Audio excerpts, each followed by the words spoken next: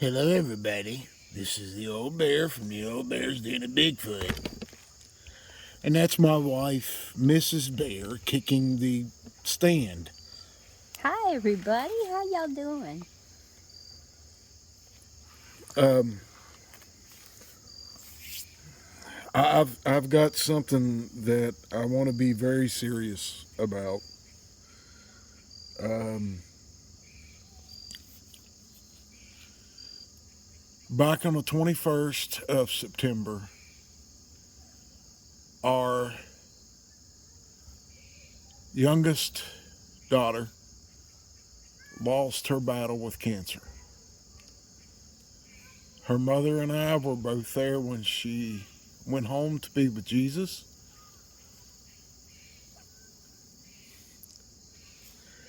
It's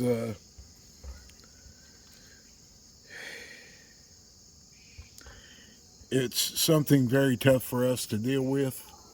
She's well loved. Uh, Her mother and I loved her both. Uh, we lost our little princess, and but we know that right now we kind of feel sorry for Jesus because his ears are probably about halfway worn off. She had a bunch of questions, and I'm sure she probably has a bunch of answers. Um, but we know she's no longer in the pain that she was in from the cancer. It had went throughout her body, and we just wanted to let y'all know. I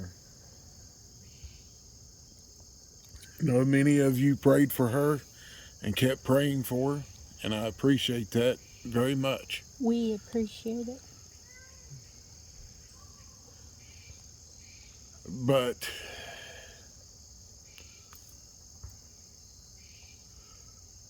all I ask is that say prayers for her kids and for her brother and sister and her mama. I don't ask for any. Uh, I'm I'm the one that has to be stoic, I guess is the word. And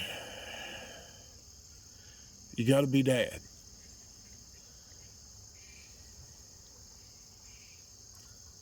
But we thank you from the bottom of our hearts, and our prayers go out to each and every one of you that were influenced by her story.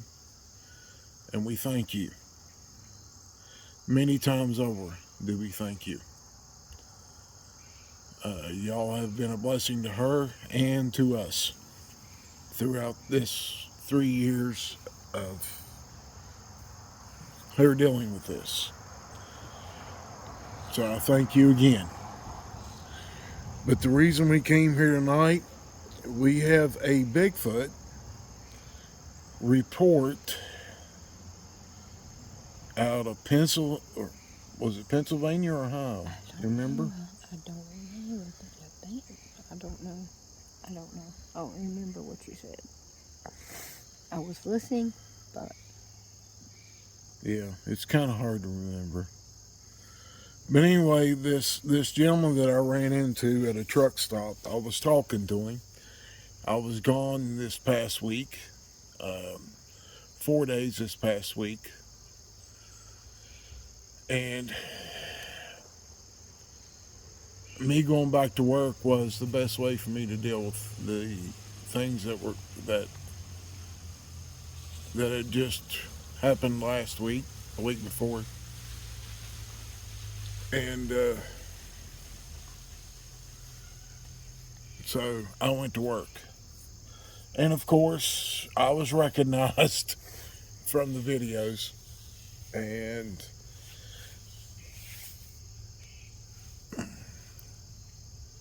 it's just this gentleman come up and we started talking, and he said, "I know who you are." He said, "I want to talk to you about something." And we went outside to the trucks where the trucks are parked, tractor trailers are parked at a truck stop. And we were standing there talking, and he said, "You're probably going to laugh at this." And I have to admit that it was kind of funny, but I kept a straight face. And this gentleman, evidently for the last year or so, his wife has been hearing these things, and he didn't believe that. He thought it was just somebody playing a trick on her, uh, making noises outside the house, uh, and she got upset with him and left. And they separated, and we're in the process of getting divorced because I guess she felt that he was not protecting her. And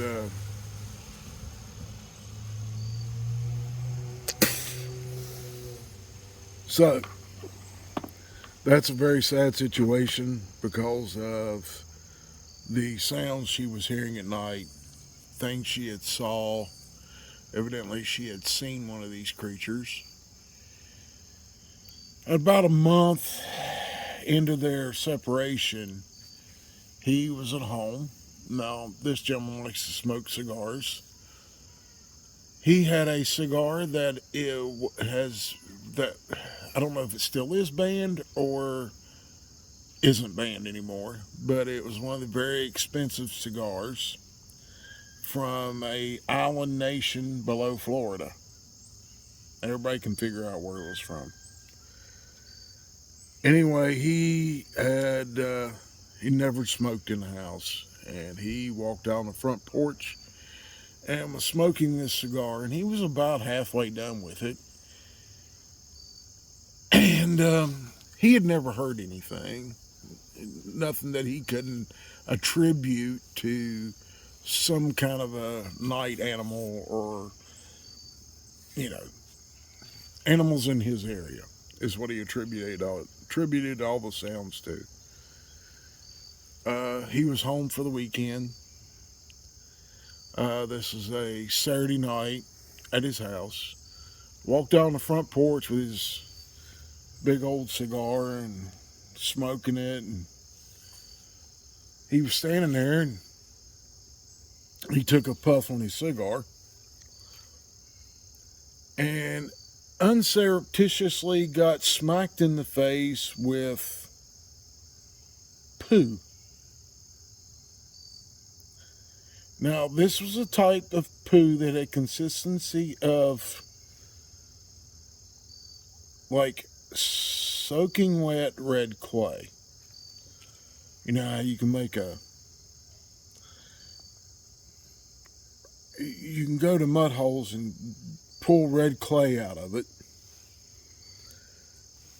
and it's kind of mushy, but it still kind of holds its form at that consistency. And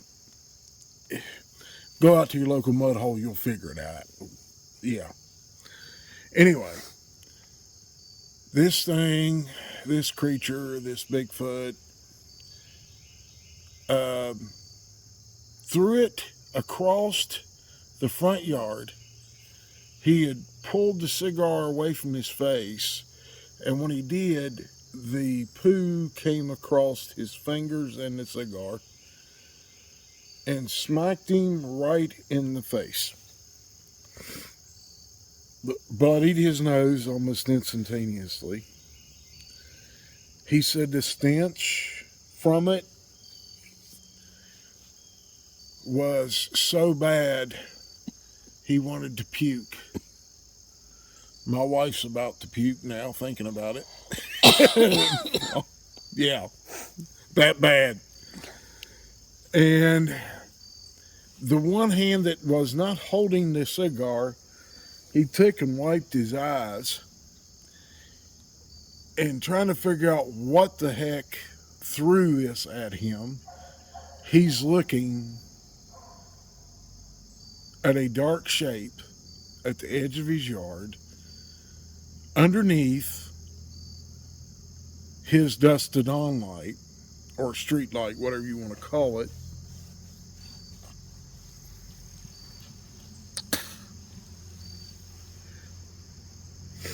And, well, it's approximately 7.5 to 8 foot tall, maybe 8 foot, 8.5 feet.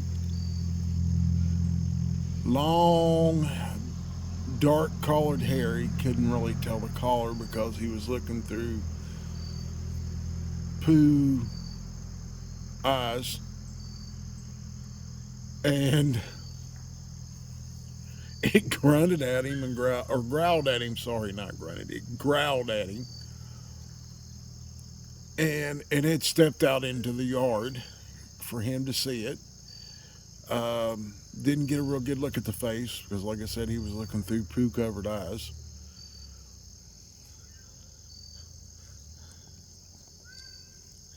And it turned and walked back in the woods. He then proceeded to go into his house. And on the first floor, evidently, they have a bathroom that has a shower in it, a shower stall. He went in, turned the cold water on, stepped into the shower with all his clothes on, and attempted to wash the stench and the poo off from him because by the time he got into the shower, it was already dripping down on his shirt. And he got all of it off his face and out of his hair and his eyebrows and eyelashes, and some had gotten into his nose from the force of it. It was really disgusting. And at that point, he just kind of got undressed, left the clothes on the floor in a heap, all of his clothes that he had on, and went upstairs, took a shower, washed his hair, shampoo, everything. Come back downstairs, got a garbage bag, one of the nice smelling garbage bags that they have now, put all of his clothes in it, sealed it up as tight as he could get it, took it out back of the house, and he has a 55-gallon drum in his backyard. Put the clothes in the bag in the 55-gallon drum. At that point, he then went to his shed where he keeps his riding mower, weed eaters, chainsaws, all that stuff, and got out a 5-gallon gas can full of gasoline and proceeded to pour the 5 gallons of gas into the barrel and stepped back 2 or 3 feet and threw a match and took off running. Well, the gas exploded in the barrel, which shredded all the clothes and the bag and deposited the clothing and the plastic and whatever else was in there all over the yard. Yow. That wasn't a good feeling, I would say. And at this point, he gives up. It knocked him to the ground. He gets up. He goes back inside. And he can still smell this stuff. And what he didn't know was that when the contents of the bag exploded because of the gasoline, it threw some of the poo all over the house and onto him again. Whoa. He then goes inside, takes another long, hot, soaking shower upstairs, gets the clothes that he has on again. He noticed there was matter on the clothes, let's say that, and bags those clothes up,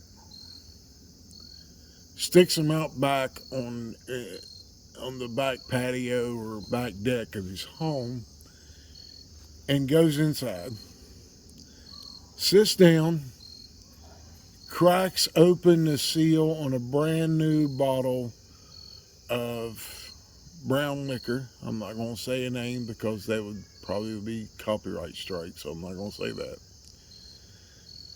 And sits up for the rest of the night, sipping on the full fifth of liquor that he was drinking. The next morning, he goes out and sees all the stuff that's all over his yard, on the backside of his house, and proceeds to start cleaning up the yard and getting this stuff off the side of his house. That evening,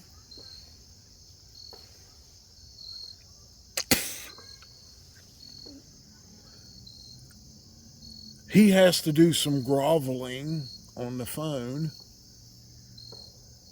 He called his now estranged wife and apologizes to her for doubting her word and tells her that he had saw one and it threw poo in his face. She starts laughing hysterically on the phone. And after she stops laughing, she says, "Well, what are you going to do?" He said, "Well, first off, I'm going to burn the house, sell the property, and buy us a new house." And she's a little taken aback by him saying us. So evidently this strikes a conversation between the two of them to start reconciling, because now he understands that she wasn't pulling his leg. And it had kind of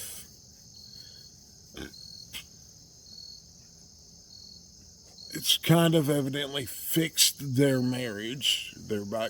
They're dating again, and they're seeing each other as, getting back together.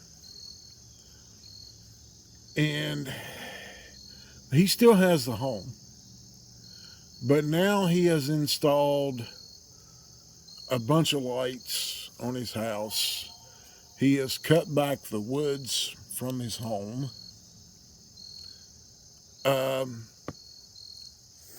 And that instance is really strange to me. I've never heard of them, well, I can't say I've never heard of them throwing fecal matter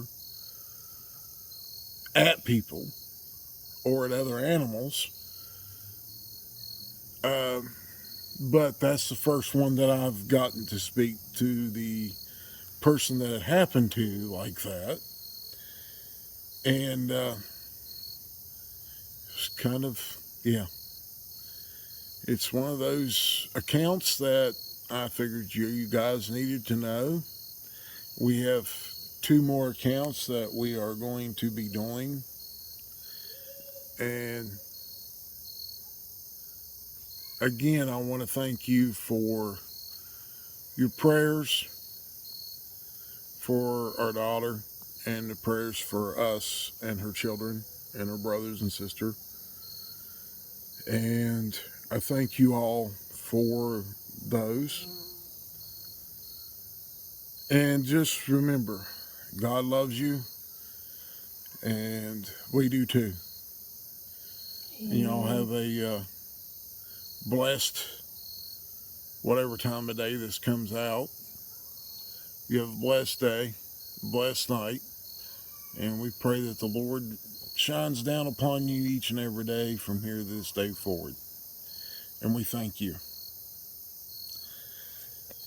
And it's the old bear, and this is old bear saying bye bye. Bye bye.